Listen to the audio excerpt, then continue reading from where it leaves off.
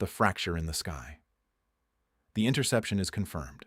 2 missiles destroyed at altitude. 2 more neutralized. Every screen shows success. Then the sky breaks open.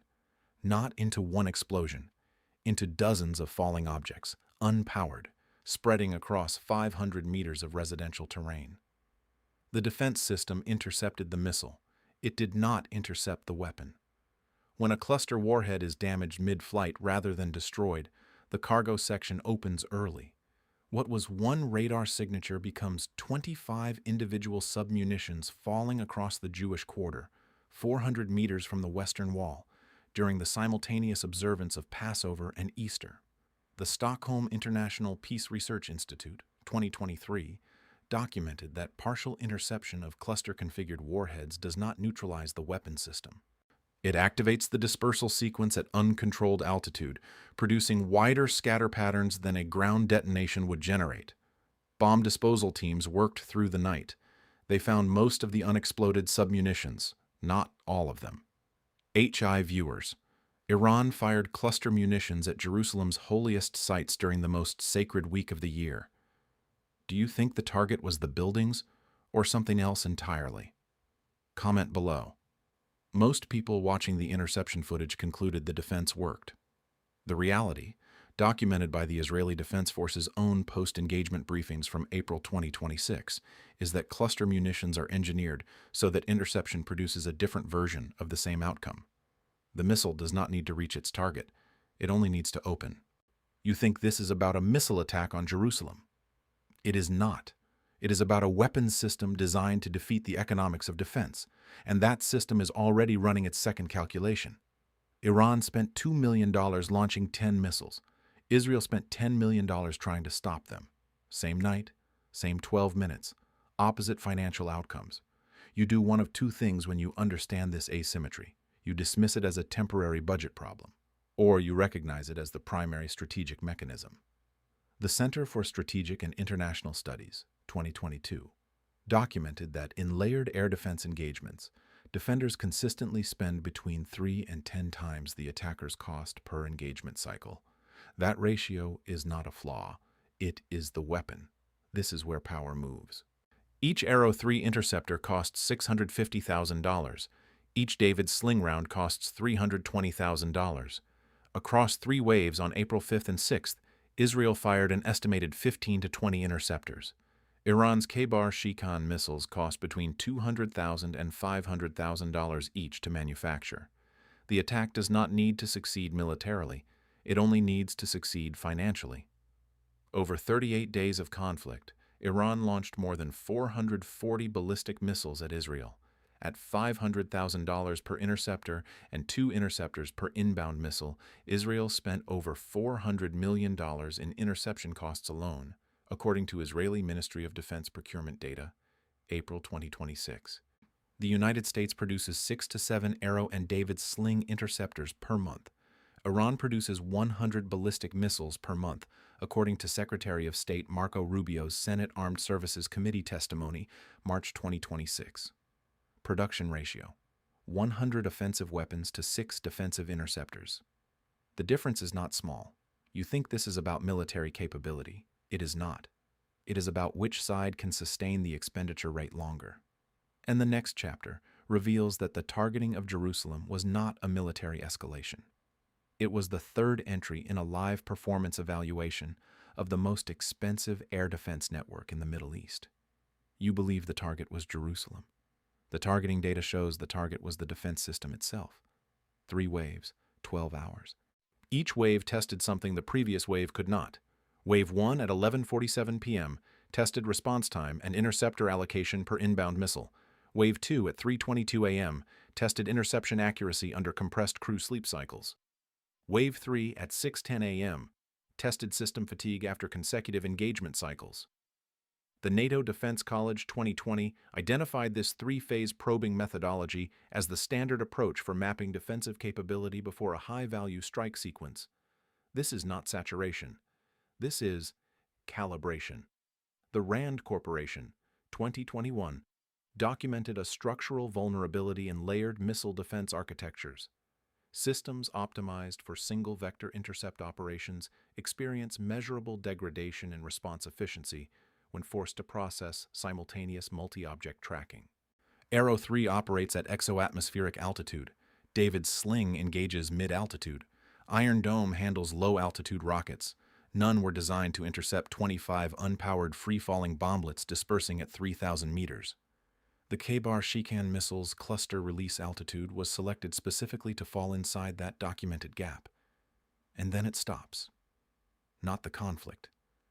The assumption that this was about what it looked like. The results of that calibration are now inside Iran's targeting committee. The next wave will be designed around what the first 3 waves measured. You think this is about what Iran fired. It is not. It is about what Iran learned. And what Iran learned is already shaping the next decision. Missiles hit Jerusalem at 11:47 p.m. Brent crude opened $4 higher before dawn. The battlefield ends locally. The economic consequences move globally before the rubble settles.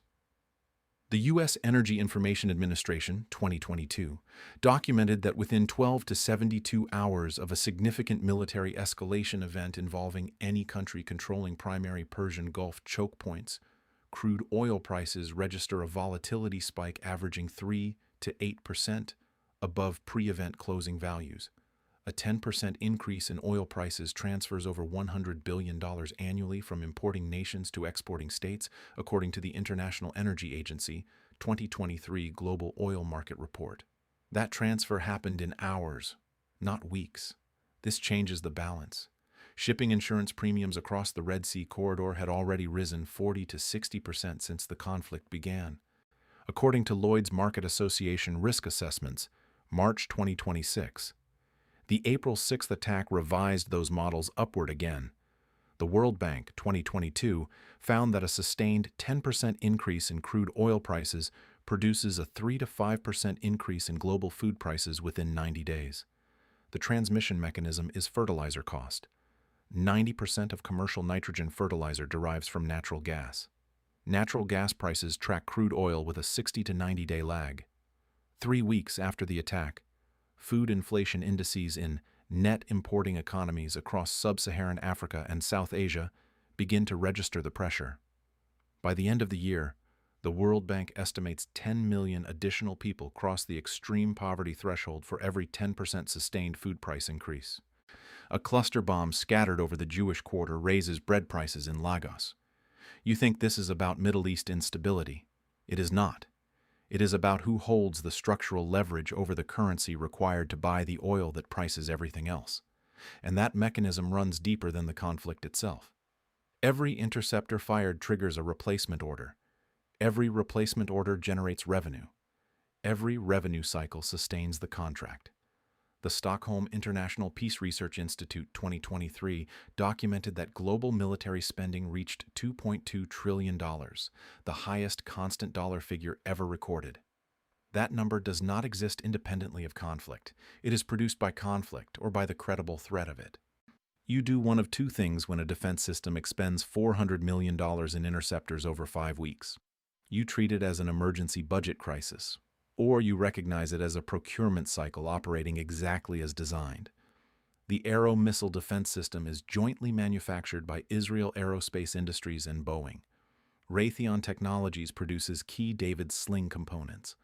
Lockheed Martin's 2023 annual report showed missile defense systems representing between 18 and 22% of total company revenue across 2020 through 2023.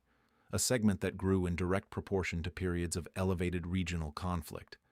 Nothing changes, except the order volume. $400 million in Israeli interceptor expenditure is $400 million in revenue somewhere. That revenue flows through shareholder structures distributed across 40-plus countries, pension funds, sovereign wealth funds, institutional investment vehicles. None of them are in the rubble in Haifa. Iran spent $5 million on the attack. Israel spent $10 million defending against it. Defense contractors recorded the replacement orders. The cost asymmetry that makes this conflict strategically advantageous for Iran is the same asymmetry that makes it financially generative for the companies supplying Israel's defense. 2 different actors, both benefiting from the same engagement cycle, neither of them controlling when it ends. You think this is about security expenditure. It is not. It is about recurring revenue architecture built on the requirement for continuous threat. And the currency that settles every transaction in that architecture is the same currency that strengthens every time the Middle East destabilizes. When the Middle East destabilizes, dollar demand increases. This is not coincidence. It is architecture. The International Monetary Fund 2021 confirmed that the US dollar constituted 59% of global foreign exchange reserves. The mechanism that sustains that dominance, crude oil, is priced in dollars. Every barrel of oil that transits the Strait of Hormuz, 21% of global supply daily, requires dollars to purchase. The Petrodollar agreement between the United States and Saudi Arabia, established in 1974, created structural permanent global demand for U.S. currency that exists independently of any trade relationship or diplomatic alliance. When Middle East conflict threatens oil supply, markets bid up crude prices and the currency required to buy it simultaneously. Both movements benefit the same country. This changes the balance. Defense procurement contracts settle in dollars. Oil futures price in dollars. Shipping insurance clears in dollars. Humanitarian aid distributes in dollars. Sanction enforcement mechanisms route through dollar payment infrastructure. Every escalation in this conflict increases global transaction volume in the one currency the United States controls. 5 years after the conflict resolves, the petrodollar architecture remains intact. The defense contracts remain active. The dollar's reserve share stabilizes at its post-conflict level. The structural outcome of the engagement is not determined by who wins militarily. It is determined by which actor benefits from the monetary system the conflict activates. Iran funded the attack. The attack funded the interceptor replacement cycle. The replacement cycle funded the defense contractors. The contractors paid the dollar-denominated invoices. The dollar strengthened. You think this is about Iran versus Israel. It is not. It is about which monetary system absorbs the consequences of the conflict and which one profits from them. And that system was never neutral. Missiles are visible, sanctions are not. But the International Monetary Fund, 2021, documented that countries under comprehensive sanctions experience GDP contraction of 2 to 5% annually. For Iran, under successive rounds of US, EU, and UN sanctions since 1979, the IMF estimated that sanctions had removed between $180 and $240 billion of annual economic output by 2022. That is not a diplomatic instrument. That is economic warfare conducted through financial infrastructure. You do one of two things when you apply that level of pressure to a state with regional power ambitions. You force capitulation, or you force adaptation into the one military domain that produces maximum strategic impact at minimum cost under resource constraint. The U.S. Defense Intelligence Agency assessed Iran's ballistic missile program investment at $16 billion since 2000, financed through sanctions circumvention networks operating outside SWIFT. The sanctions did not stop the missile program. They made it invisible. And invisible programs cannot be interrupted. The difference is not small.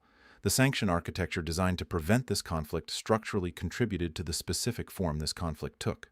A state that cannot field a conventional military capable of challenging Israel directly invested its constrained resources into the one asymmetric system that exploits the documented gap in layered air defense, cluster-configured ballistic missiles targeting interceptor economics rather than ground objectives. By the end of the year, the sanctions regime tightens further. The adaptation cycle accelerates. The missile production rate increases. The interceptor stockpile depletion rate increases with it. You think this is about punishing Iran. It is not. It is about a pressure system that eliminated every strategic option except the one most difficult to defend against. And the final chapter reveals what that system looks like when you hold all of it in view at once. You thought this was about war. It is about who can afford the war. Iran fires cluster munitions at Jerusalem. The weapons exploit the gap between interceptor engagement altitudes. The attack costs $5 million. Israel spends $10 million defending against it. Replacement orders generate defense contractor revenue. Crude oil rises. Dollar demand strengthens. Global food prices follow with a 90-day lag. 10 million additional people approach the poverty threshold. Sanctions meant to prevent the conflict instead structured Iran's investment into the one asymmetric capability that maximizes interceptor expenditure at minimum offensive cost. None of this is coincidence. None of this is ideology. This is structure. The Stockholm International Peace Research Institute, 2023, recorded $2.2 trillion in global military spending. The IMF, 2021, confirmed dollar dominance across 59% of global reserves. The World Bank, 2022, documented conflict-to-food inflation transmission pathways across every major Middle East escalation since 1990. The Rand Corporation, 2021, mapped the exact altitude gap that cluster munitions exploit in layered air defense architecture. Every piece of this was documented before April 5, 2026. And then it stops. Not the system. Your assumption that the system is responsive to the conflict. The conflict is responsive to the system. Your grandfather lived through wars shaped by systems he never saw. Your father paid the economic cost of those decisions and called it stability. The structure was already in place before you were old enough to question it. Global power does not depend on conflict alone. It depends on the economic systems that make conflict profitable. This is the economic records. We exist to examine these systems before they finish their work, to identify the patterns that determine financial outcomes long before those outcomes arrive. The ledger always balances. It has balanced in the same direction for 3 generations.